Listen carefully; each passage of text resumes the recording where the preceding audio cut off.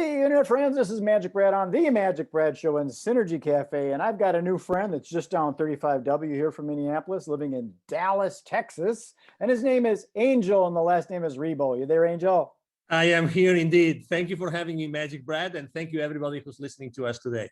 How was the weather down there? I understood you guys got some of our Minnesota snow down there a while ago. Oh, come on, don't remind me. That wasn't the worst thing, right? The worst thing was having no power for a long time. Yeah. So weather today is we have some clouds and it's sunny, and we were 49 at the beginning of the day. So probably right now we are over 50. You got the power back. Oh yeah. But the funny thing is that we're having internet outages. Oh sure. Yeah. So Also we have to get ready for that. Hopefully this will go smoothly. Yeah. Absolutely. No. I mean, the thing is, how to say this? You would never imagine that you would be 35 degrees inside your house. I mean, it's like crazy stuff. And how can we possibly do that? You see your breath? It was dark, so I don't remember. Well, Angel, I don't do these real long. I keep them kind of condensed. And oh, please, absolutely. I'm all about it. Please. Absolutely. Thank you. How long have you lived in Dallas? For 10 years now. Okay, deep roots. Yeah, it's a great place. It's a great place. Yeah, absolutely. And you're married and got kids? You're a single? I'm married. I have 3 kids. Okay. 2 live at home. The other one left already. So yeah.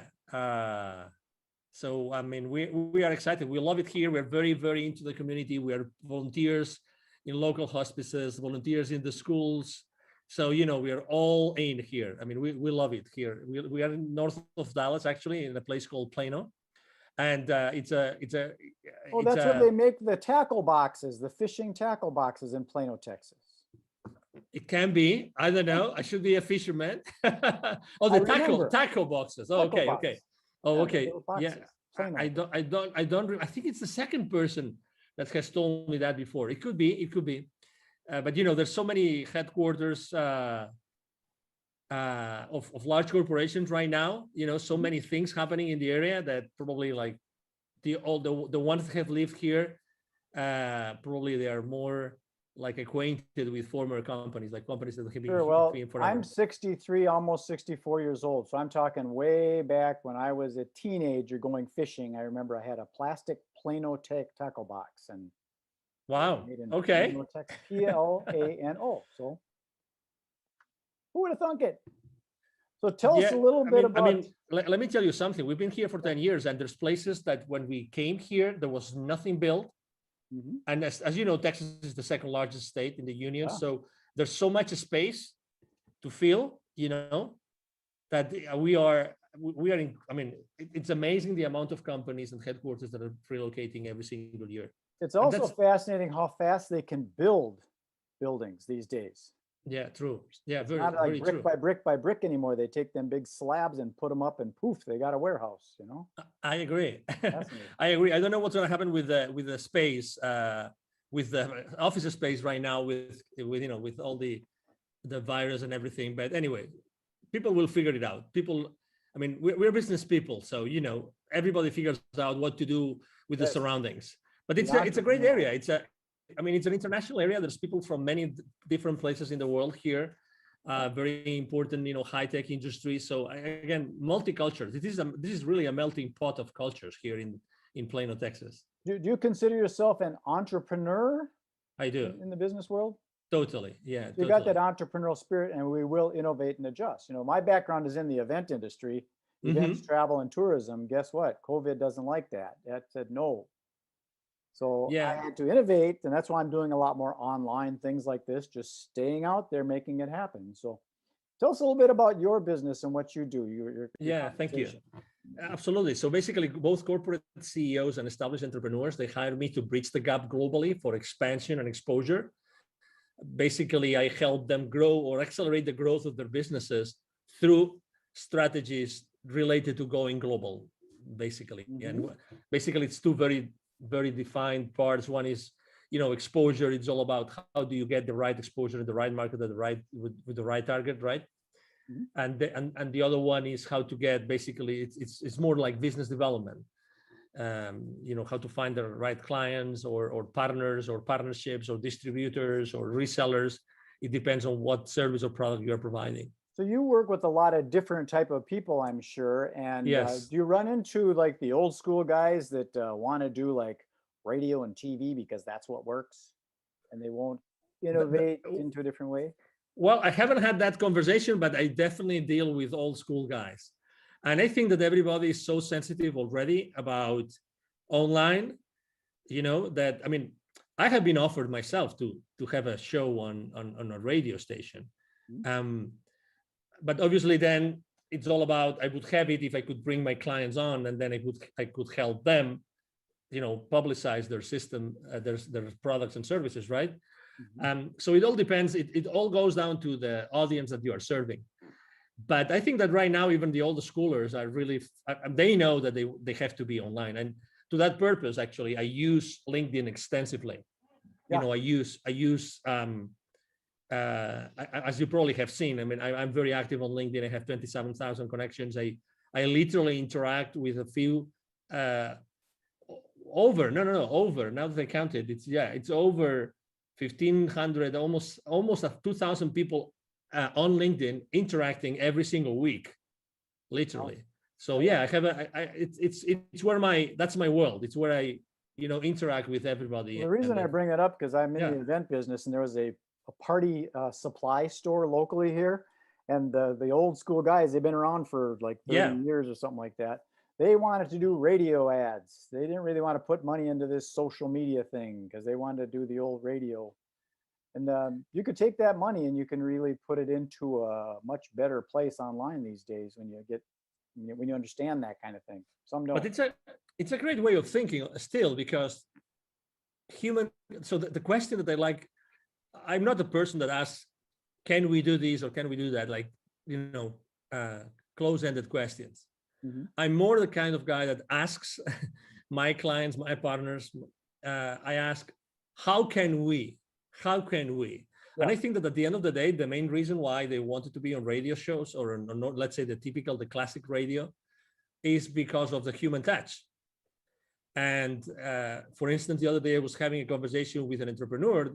He wanted me to help her launch a show online.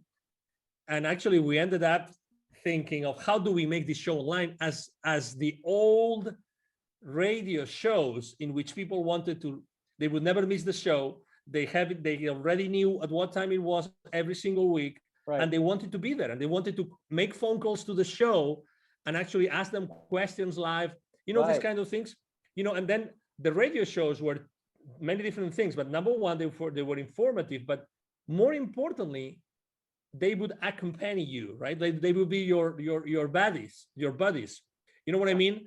If you felt kind of alone or you didn't know what to do, you would go to those programs because you like the host or co-hosts, right? And it's a place where you wanted to be heard and you were curious about the questions of others.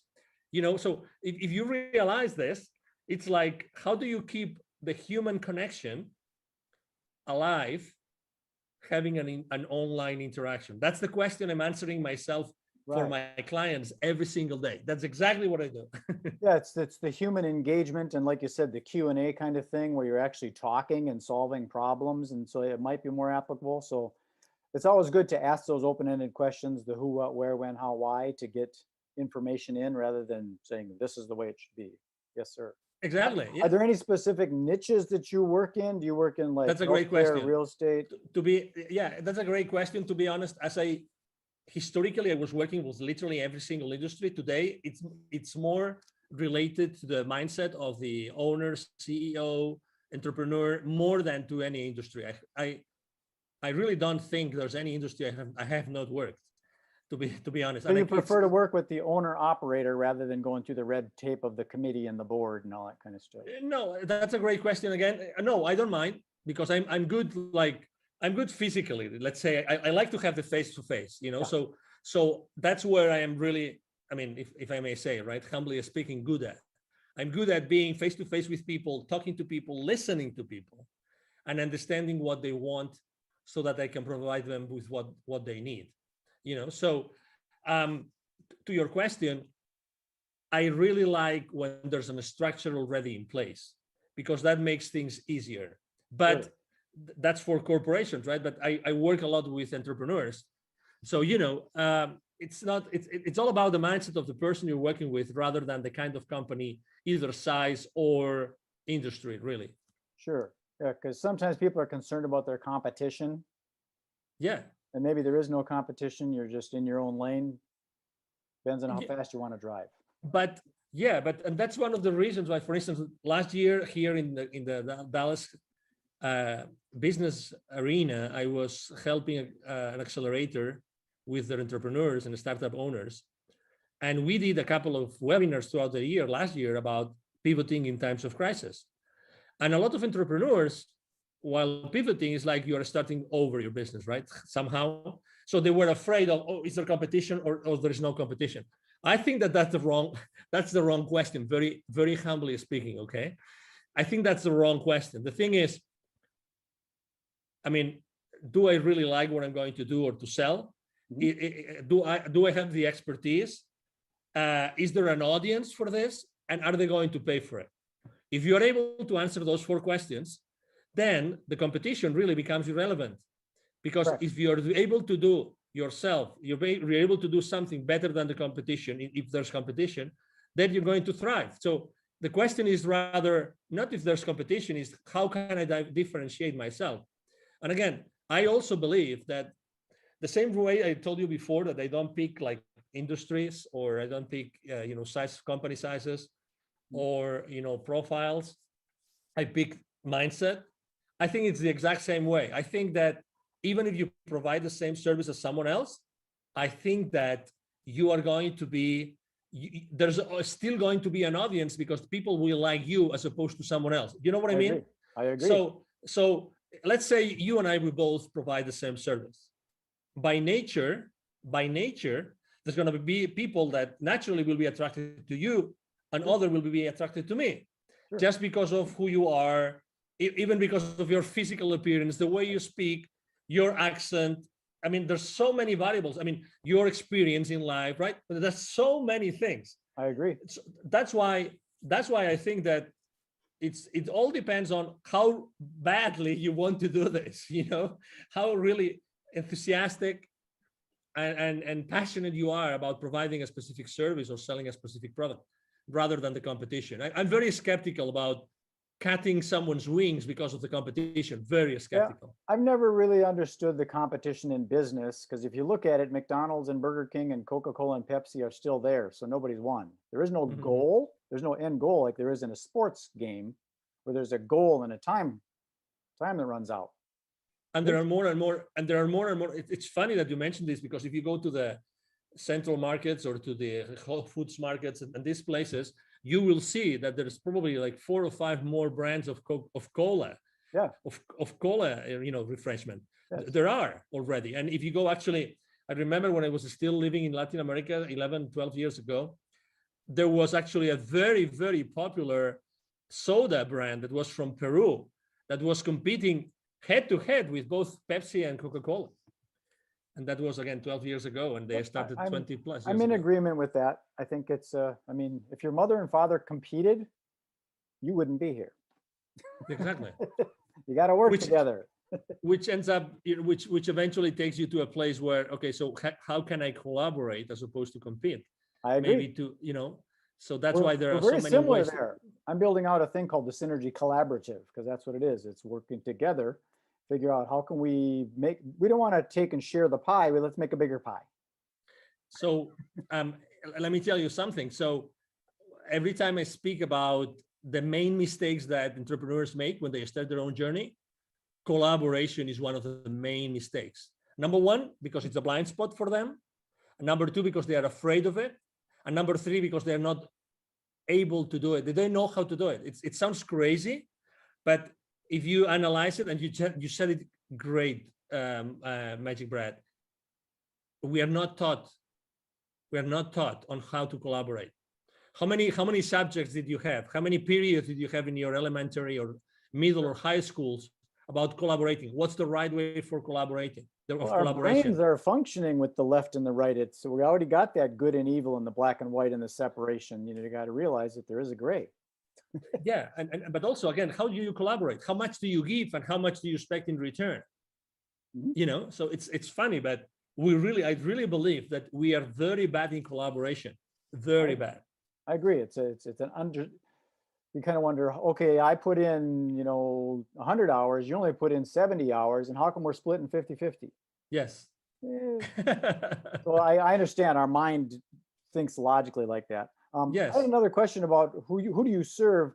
Are you in a specific geographic area? Do you prefer the United States, North America, or is it global? Doesn't matter to you? Yeah. So I've had in the last 5 years of my business, I've had clients in Europe, in Latin America, in Asia, in Australia, in Canada. So I have customers all over the place. So when it comes down to, helping companies go global, there's really, I take clients from almost everywhere in the world. Right now, actually, I'm working on two projects, and one of them is in Asia, like large expansion projects. And, there's really no geographical origin. Obviously, I have a very important, footprint here in the Dallas area because I'm here. So there's a lot of executives that know me and know who I am, right? Because they see me around. But my clients really come from anywhere in the world because of the online world. Because some of the things that I'm working on, it's hard for me to work with someone over in Singapore or Bali, Indonesia, because the calendar is so flip-flopped. We're going to meet on Monday, but guess what? It's Tuesday there. Yeah. So I try and stay in the central time zone as much as I can, but to each his own, Yeah. I just had a conference call video conference call at 9:30 a.m. here in Central, and it was really late at night for them. But we try to compensate. We try to do like late for me, late for them, late for me, late for them. So we try. I like the way you operate because it's kind of doesn't matter because over on the other side of the planet, you got early morning people and they got late night people. It depends on the vibe and stuff. So it sounds like you're very open to whoever wants to work with you. I am. Done. Yeah. That's true. So yeah, typically, I have to say I work a lot of hours. A good day for me is a day in which I have a 2 or 3 hour break in the middle. Okay. So I see my day in 2 big chunks, really because of that. So, so I have a big chunk in the morning, starting really early. And then I have a big chunk, let's say after 5, I have another big chunk of, Asia is waking up and Europe is going to sleep, so. What would be some of the key words that you would use for when people are looking for you, if they're searching you out? Yeah, international expansion, international exposure. I am an influencer, so actually I'm a very strong business to business influencer or business to consumer, because the profile of the 27,000 connections I have on LinkedIn, I told you before, I engage with more than 1,500 every single week. So because of the nature of what I do on LinkedIn, I'm an influencer there. So I am a LinkedIn strategist, a LinkedIn influencer. Okay. Let's say a global expansion. Those would be the keywords. Yeah, LinkedIn is a whole nother world. I got a friend locally here that wrote a book on it. He calls himself the LinkedIn rockstar. Mike O'Neill. I don't know if you know that name. I've heard his name. Yes. He's definitely a Mike O'Neill. Okay. Lives here in Minneapolis. Used to be out in Denver, but he's really heavy into LinkedIn Navigator and helping lead generation for his clients. That's what that's good. Generation through LinkedIn. I do a lot of that. Magic Brad. A lot. It's a big world out there, Angel. It's a big world. Yeah, it's a big world, but it's becoming smaller and smaller. Well, I think it's important to, sometimes niche down. Myself, I'm working on what I call narrowcasting rather than broadcasting. Yeah. Trying to stay within the central time zone so that we're all working on the same time frame. And in the event industry, so I'm specific to the event industry, ideally right here in the Twin Cities. So suppliers of events and people that plan events. So I'm pretty niche down, but inevitably you get into this, oh, that looks interesting. I should sell that software to real estate agents. And you get lost sometimes. Yeah. You gotta put the blinders on and stay focused. Yeah, I agree. I have a hard time with that. Yeah. So tell us, how do we get a hold of you if someone says, that sounds interesting, I want to expand my business globally? How do we get a hold of that Angel guy? Thank you. Absolutely. So it's very easy. As I said before, I'm actually very active online. So it's going to be, if you Google my name, you will see all my social media outlets and posts every single day, every single day. Right here, Angel Ribo. Thank you. Yeah, that's my LinkedIn profile. Right Thank you. there. If it looks like that, that's where you go. Exactly. Thank you. So you can go to LinkedIn but the easiest way to reach out to me directly is through my email address. Every single day, I answer every single message. I have a team behind me. Otherwise, it wouldn't be possible. My email address is very simple. It's Angel, like my name, Angel from Heaven, right? ANGEL, and then at angelribo.com altogether. Angel Ribo, my last name is spelled like RIB as in boy O.com. Again, Angel at angelribo.com. That is easy. 4 letters, Ribo. Yeah, very easy. Very easy. Well, Angel, I'm going to sign this off and then beam it up to the universe and propagate it out to that global international world. And we'll see if we can hook some fish. Magic Brad, it's been a pleasure to be here. Thank you for the opportunity to be, in front of your audience and to be able to have this conversation. I really liked it and enjoyed it. As you said, it's very natural. I think that it's people are really want to see or listen to authentic conversations with no hidden agendas nor anything, just being yourself and myself and being ourselves here, trying to inspire. And everybody listening to us, obviously, thank you very much for being with us today. I agree. I think a lot of the business gets closed on the golf course or, at the watering hole as opposed to in the seminar room. I agree. Okay, Angel, thank you very much. Be well. Thank you. You have a good day.